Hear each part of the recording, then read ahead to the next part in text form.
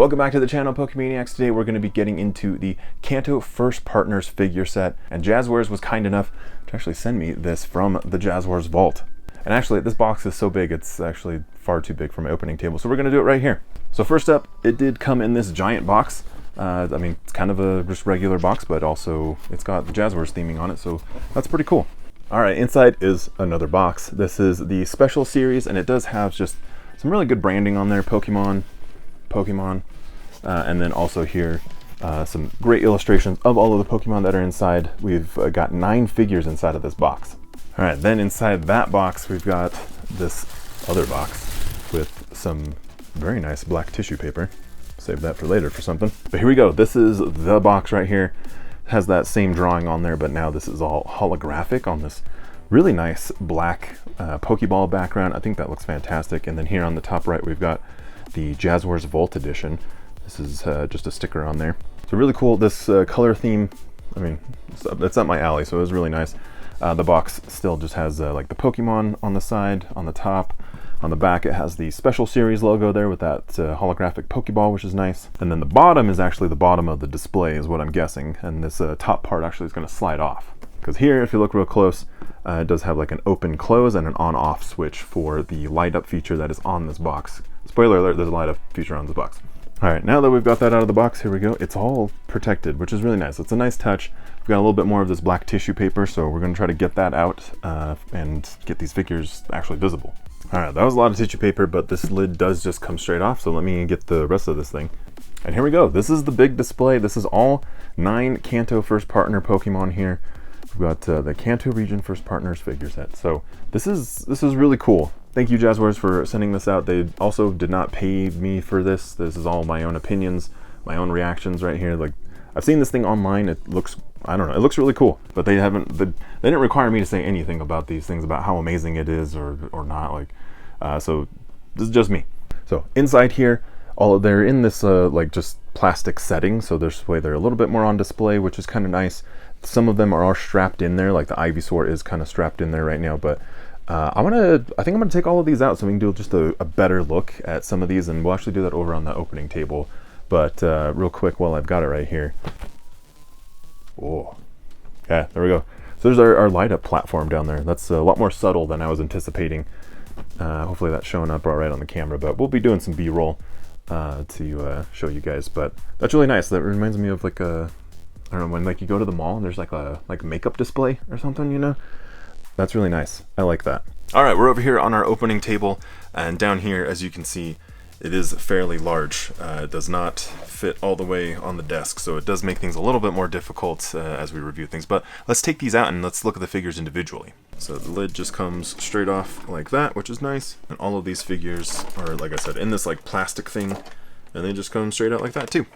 Remnants of that tissue paper here. All right, dang. These things are really in there. I was trying to cut through this, but whatever this like twine, like rope stuff was, I don't know. I know my scissors are a little bit dull, but could not cut through it. So Jazwares does not want these figures going anywhere, which, I don't know, it's very bittersweet. But anyways, we're gonna start here with our first partner.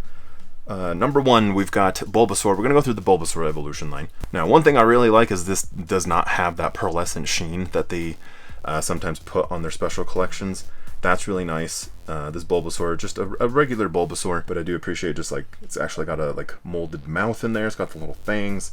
I think that's really nice. And Bulbasaur also is just a great Pokemon. The paint is a little messed up right there, but you know, whatever, we'll take it. None of these figures, as far as I know, are brand new. Like, these are all figures that have come out in the past. It's just now they're in this one special collection.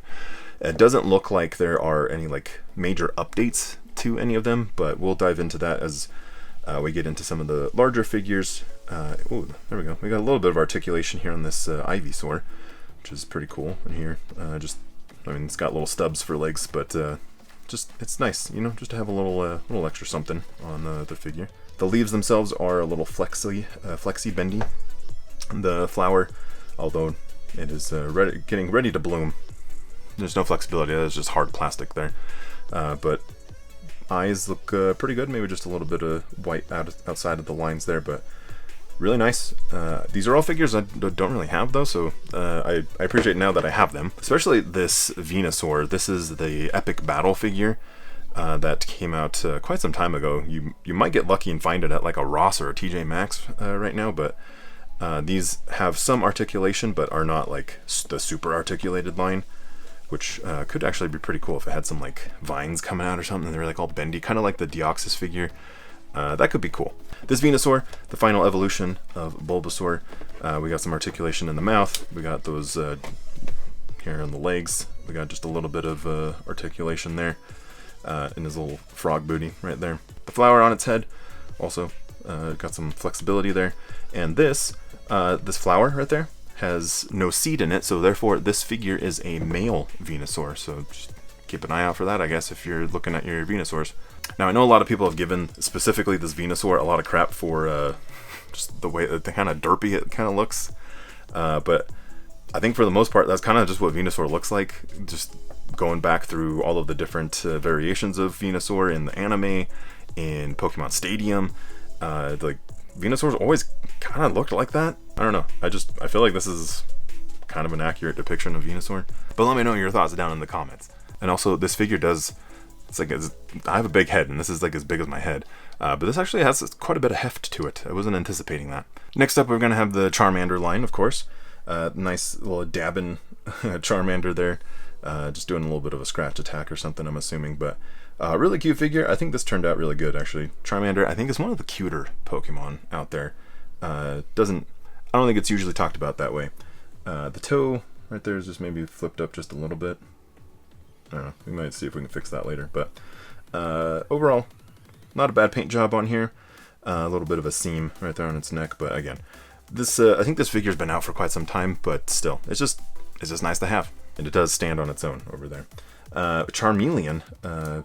Each second evolution does seem like it does come with a little bit of additional articulation compared to the first evolution where it has no articulation. It's more of a static figure right there. There's a little bit of something right there on his foot. We'll fix that later. But just a little bit of articulation. Tail, though, locked in. But Charmeleon, great Pokemon. And yeah, head's got a little bit of a swivel there. But of course, we got to get into the Charizard, which this is one of the battle actions that comes in a different set. So you do see like there is like a pretty aggressive seam that's on there, but this is the way this Charizard has kind of just always been, as far as I know. It's not the super articulated one. This one specifically comes with this little bolt, fire bolt, flamethrower, that you can just shove down his throat like so. Shove that in there. Close his mouth up, and then you just its legs, though it's not articulation. That's we're just gonna fire this at Venusaur here, but you shift his legs up, and the head opens up like that, and then you go all the way up, and you shoot the firebolt over your whole desk, and you're gonna have to go find that in your room later. Completely missed Venusaur on that one, but the wings do have just a little bit of action to them, which is kind of cool. But yeah, these legs, they're just there for like that spring action. So I do wish there was a way that you could like flap the wings though. That'd be pretty cool. I don't know, I'm not finding a way to like flap those. But they do have just some mild articulation for whatever you would like to do. Charizard back there, and then now we're going to get into the Squirtle line. So we've got Squirtle here. He's ready for action. He's diving in. This is actually also a really solid figure. This one looks really good. I like the posing, the coloring. I think this one is really good. I like that. Yeah, no articulation on that one. But Squirtle, I know a lot of people love Squirtle, so shout out to my Squirtle fans. Wartortle up next. This one, I don't know, I feel like he just looks a little bit too something. But still, got some articulation there. Arms, we got a little bit there, a little sticky. That's okay. Got some articulation in the hands. Tail, locked in. There, stuck to its pelvis. And then the articulation there in the legs. So you can get them like sitting down, sort of. That's pretty cute. Little wing ears, those are locked in. But yeah, great little Wartortle right here. But then the Blastoise, I think this is the main event right here. This one also does have some battle action. We've got some Hydro Pump that can come out of those shell cannons, I guess, that are on the back. But those are always locked into where they're at, so they're not retractable at all. And it does have some light articulation here in the pelvis, the hips, right there. Arms also can go down if you would like that. And then the head, does not move at all. And then we do have the jaw right here, but that you're not supposed to move that one. The tail, actually, you push that down and then watch. A little squeaky, but that makes the mouth open, and then that should also launch those hydro cannons. So you just grab the bolt of it and just right there. That looks pretty cool anyways. Like, I mean, that's a nice little action shot. But let's go ahead and lose these in my room as well by pushing down the tail right there. We're going to fire these at the camera myself. Those didn't go as far as the firebolt, thankfully. I know where these are at. But still, a really great collection. And now that we've looked at all of these, we do got to check out some of the lighting, which is a little bit trickier once now all of these Pokemon are out of that plastic housing, because the light switch is on the bottom. That is a little less convenient.